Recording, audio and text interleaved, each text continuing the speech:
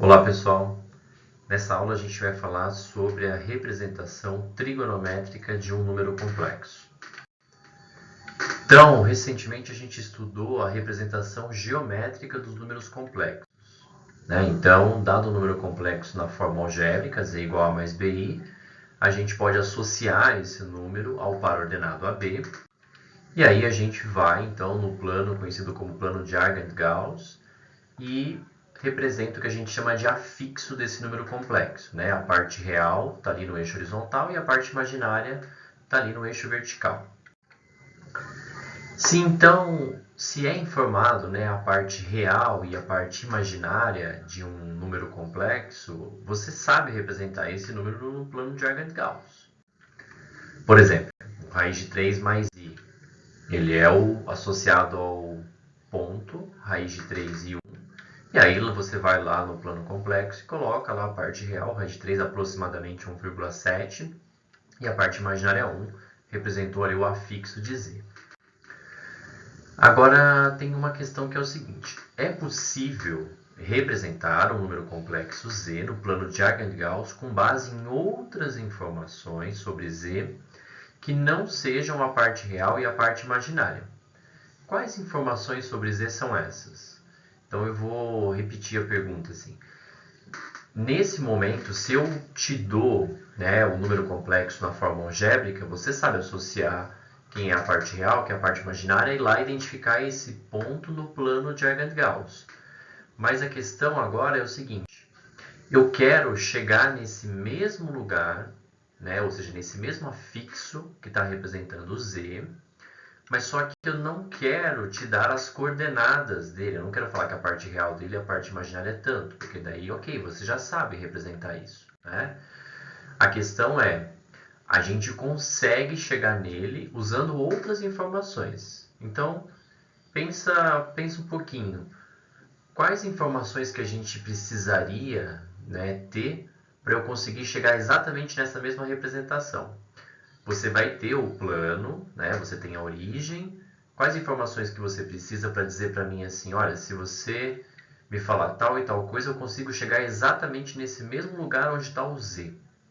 Tá? Então vamos lá. Uma das informações é a distância até a origem, que é o módulo, certo? Então, se eu falar para você assim, olha, esse ponto que eu estou querendo representar, a distância dele até a origem é 10. Pô, legal. Já me deu uma informação importante, porém, só essa informação não é suficiente, Porque imagina o seguinte, se eu falar, eu quero um ponto cuja distância até a origem é 10. Se você associar isso até com o que você está estudando lá com o Fábio Marçom, isso na verdade não te dá a precisão de um ponto, sim te dá uma circunferência centrada na origem de raio 10, porque qualquer ponto que diste 10 da origem, ele poderia ser a minha resposta. Então só o módulo não é suficiente. Então eu tenho uma outra informação também que é bem importante, que é o ângulo associado a esse número complexo, que é o que a gente está chamando de argumento.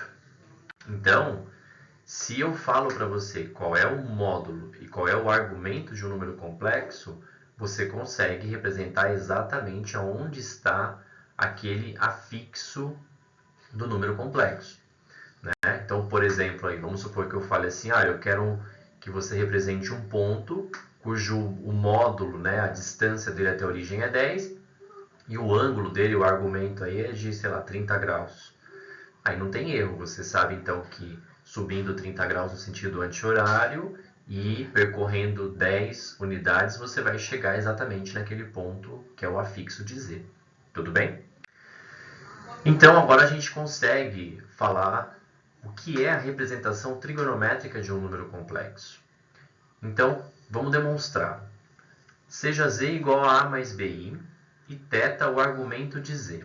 Temos que, se a gente escrever quem é o seno de θ, parte imaginária sobre o módulo, a gente pode isolar o b nessa igualdade e a gente vai chegar que o b ele é igual a módulo de z seno de θ.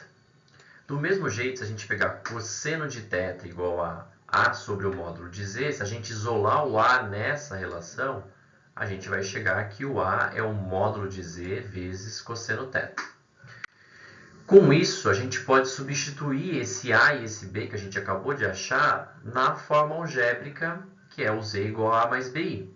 Então, observe o seguinte, eu vou trocar o A por módulo de Z cosseno θ, e vou trocar o B, que está multiplicando o I, por módulo de Z seno θ. Observa que eu coloquei o I aqui, né, na forma algébrica, ele está depois, digamos assim, do B. E aqui eu já coloquei ele antes, né, que é para quê? Para não ter confusão, porque se você coloca ele na frente aqui, seno θ I, pode parecer que você está dizendo que é o seno do ângulo θ vezes I. Isso não faz sentido. Tá? Então, a gente já vai se acostumar a colocar o I aqui na frente. Nessa relação que apareceu aqui ainda, a gente consegue colocar o módulo de Z em evidência. Quando você coloca o módulo de Z em evidência, fica Z igual ao módulo de Z, cosseno θ mais I seno θ. Essa representação que apareceu aí agora é o que a gente chama de representação trigonométrica de um número complexo. Lembra que a gente discutiu que, conhecendo o módulo e o argumento, você consegue representar qualquer ponto lá no plano. Está aqui. Então, sabendo o módulo e sabendo o argumento do número complexo, você consegue representar qualquer ponto, ou seja, qualquer número complexo no plano de Argand-Gauss. Vamos fazer um exemplo? Então, olha lá. Vamos determinar a representação trigonométrica do número complexo Z igual a raiz de 3 mais I. Muito bem. Então, primeiro a gente vai calcular o módulo de Z. O módulo de Z, raiz quadrada da parte real ao quadrado mais a parte imaginária ao quadrado. Sempre eu vou ressaltar com vocês que a parte imaginária é quem multiplica o I, então é o 1, não é o I. E isso vai dar a raiz de 4, que é 2. Então, o módulo de Z é 2. Agora, a gente tem que calcular o argumento de Z. Para isso, a gente vai usar o seno e o cosseno.